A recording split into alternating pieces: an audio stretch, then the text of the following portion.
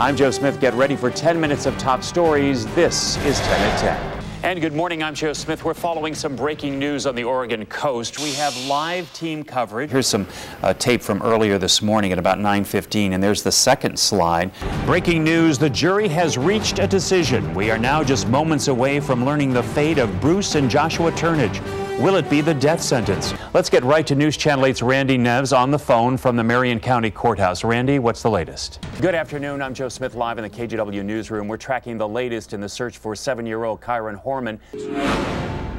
As Captain Jason Gates mentioned, they are doing a second canvass of the parents, teachers, and students from Skyline. They are sending out this particular flyer with a questionnaire, hoping that if they saw or remember anything, that this flyer will jog their memory. Tonight, there is a new tool for the search for the missing 7-year-old Kyron Horman. The boy's family made a virtual wall of hope. The night team's Mike Benner is live in downtown Portland to explain. Mike? Joe, back to you in the studio. Mike, thank you. Here's some video just into our newsroom. Firefighters are mopping up a fire at the Jolly Roger Tavern on Southwest Kelly Avenue in Portland. Patrons say the fire started in an upstairs apartment unit. The fire was contained to one unit, but others suffered smoke damage. One person was treated for minor injuries. New at 11, Mayor Sam Adams and Portland Police Chief Michael Reese take to the streets to help launch a new community patrol. The goal, to prevent attacks on members of the gay community. The Q Patrol hit the streets about an hour ago at the Red Cap Garage on Southwest Stark Street. In addition to discouraging crime, the patrol is handing out public safety information. And we have a lot of people coming into downtown Portland. The volunteers plan to patrol in the downtown and Old Town areas every Friday and Saturday night through October. Covering Washington County, police in Tigard say it's among the rarest crimes they see. A stranger-on-stranger sexual assault in the middle of the day. But it happened just before 4 p.m. on August 6th, last Friday, at an apartment complex on Tigard Street near 105th Avenue. Today, a sketch was released showing the suspect, a Hispanic man, who has a distinctive scar on his left eyebrow. The unit working pretty much nonstop. Tigard police have a tip line at 503-718-2677. A consumer alert tonight. Door-to-door magazine subscription scams are making a comeback with a rise in complaints. Oregon's Attorney General says most of the reports are tied to a group called Atlantic Circulation. Like other scams, it involves door-to-door salespeople, usually young adults, claiming the money goes to help charities. 150 complaints have been fielded in the past year alone. The best advice is not to open the door if you feel uncomfortable. The heat will be turned up high this weekend. People were doing what they could to keep cool today, and we should expect more of the same. At the Clark County Fair today, one of the most popular attractions was not the rides, it was the Misters. Crews also set up huge fans to keep both the crowds and animals cool. Meals on Wheels volunteers also added fans to their daily deliveries. Some of them wouldn't have a fan if it wasn't for us, and they'd... For the pets, the Oregon Humane Society plans to keep its cooling center open during regular business hours as long as temperatures stay in the 90s. Rod Hill is in for Matt Safino tonight in the First Alert Storm Center, and he joins us early with a look at how hot it will get tomorrow and any chance we'll push into the triple digits? A possibility. All righty, thank you, Rod. Well, it seems like an easy thing to watch out for, but when the heat rises, so do the number of cases of children falling from open windows. Today, a local family shared their story in hopes it will help others. Their 4-year-old son fell from a second-story window back in June. His injuries were so serious, he's only now being released from the hospital. His mother told us what she was thinking as she ran to rescue her child. I couldn't imagine on the way to the ground. Dornbecker Children's Hospital urges families to take preventive measures by installing window guards to protect children from falls. 4 families are having to sleep elsewhere tonight after a fire ripped through their apartment building. It started around 1:30 at Northeast 162nd and Halsey in Gresham. It took nearly an hour for firefighters to get this under control. Extra crews were brought in to keep firefighters from suffering heat exhaustion. The fire started in an upstairs unit. Everyone made it out without any serious injuries. The Red Cross is assisting tonight. Portland police say no one is at fault in a crash involving a TriMet bus that sent a bicyclist to the hospital. As a result, no one will be cited for last night's crash at Southwest 6th and Morrison at the downtown Transit Mall. 36-year-old Richard Krebs suffered a leg injury. He's in fair condition. The bus driver's name has not been released. Many in the biking community say the lanes for buses, Macs, cars, and bikes can be confusing. The search is on for a person of interest in a bomb blast that damaged several homes in Kelso this week. Kevin Powell was arrested in Longview on unrelated warrants. Police believe he may have something to do with a bomb that damaged 3 homes early Tuesday morning. No one was hurt, but several windows were broken and damage was done to some siding. Covering Clackamas County, the Sheriff's Department and its employment practices will be put under the microscope after several recent crimes by deputies. The most high-profile came early this year when Sergeant Jeffrey Gran murdered his wife and 2 other women before killing himself. The Oregonian reports county commissioners will name a special committee to review employment practices. The county has been sued for allegedly not taking action during prior complaints of misconduct by Gran. Also caught on camera, some serious drama on Lake Erie as 4 people are pulled alive from a small plane that crash landed short of an airfield in Ohio. This cell phone video was taken by a person on a ferry. The captain rushed over after seeing the plane skip across the water. Everyone survived the crash, and amazingly, no one was seriously hurt.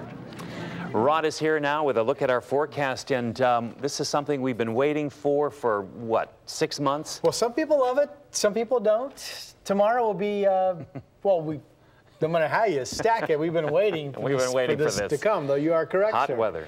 Here's Joe Smith. All right, have yourself a great weekend. Stay cool. Some shop owners in Old Town have reached a peak of frustration. As if trying to run their business on the inside isn't hard enough, it's what's on the outside that's taking a toll. Drug dealing, prostitution, car break-ins. They want help and want it now. Brandon Anderson, manager at Ground Control in Old Town, didn't expect this, another car break-in. Never had to do that before. Across the street, doing business in Old Town got to be too much for John Cloud. So it was just, it's kind of a messy place down here. So, After 2 years, Cloud closed his record shop and moved it to 28th in Northeast Flanders. Drug dealing, parking, and abusive street people were factors. It really was a day-to-day kind of like battle in that sort of way. Old Town Chinatown is one of the city's busiest areas. High traffic with specialty shops, restaurants, social service agencies, and low-income housing. Probably the city of Portland and the Portland Police Bureau bring more resources to bear, in this general area than probably per capita or per square foot than anywhere else in the city of Portland. Some businesses, including Hamburger Mary's owners, want to see more police presence here. When you have more police on the streets, you tend to have less crime. Since moving to Old Town 10 months ago, co-owner Ian Cook says crime has escalated. We're dealing with drug deals, crack smoking, drug usage openly in daylight, which baffles me.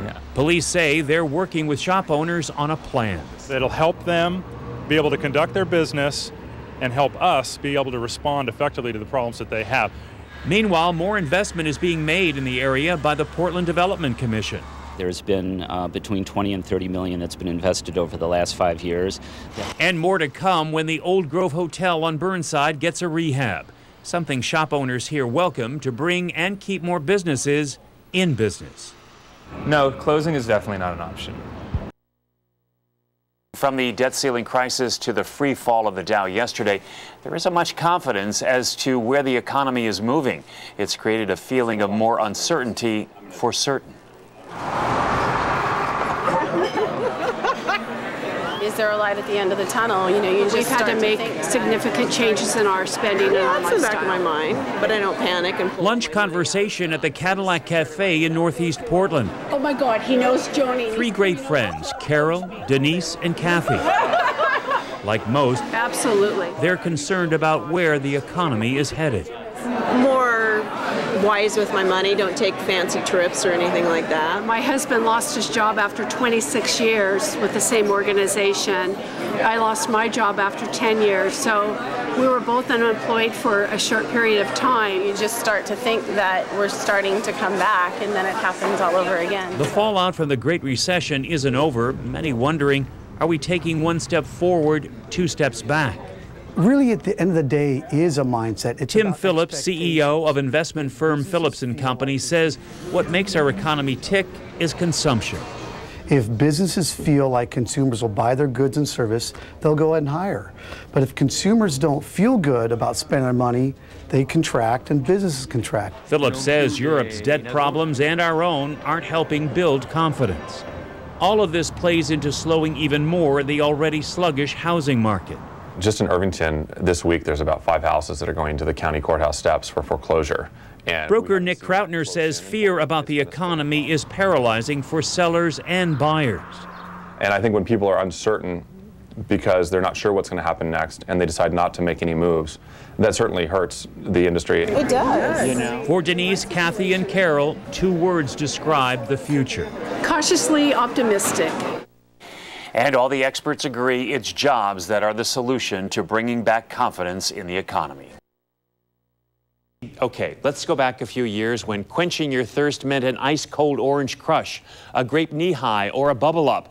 Names that you don't hear much about anymore, but sodas from yesteryear are making a comeback. A small shop in Vancouver is the only one of its kind in the country, turning beverages from the past into today's pop culture. Nesbitt's, Quench, Crush, New Grape, Dad's, Frosty, Stewart, Route 66, Dog and Suds Root Beer. Sodas from the 50s and 60s and before. You've got Moxie. A drink so popular then. It gives you the taste of what a soda or cola would have been like back in the 1880s. Now Travis Anders is up to his neck in glass bottles of Moxie and hundreds of other popular and some obscure sodas at Moxie's on Main in Vancouver's Uptown Village. There were over 1,500 different sodas still made in the United States. There are 320 different varieties here lined up by color and flavor, with more to come to fill the thirst of a carbonation nation. Nobody has more soda pops cold, ready to drink one at a time than us. Travis scours the country and the world to find iconic brands like Yoo-Hoo. It shook up the beverage world. Bubble Up was a favorite among others. Oh, gee, I think probably Crush. There's even a flavor of the islands. The bottles have to pop out. With so many choices, manufacturers created distinctive bottles with shapes that were as popular as the drinks. And what went on the bottle was just as important. Labels are art with caps to top them off, each with a history.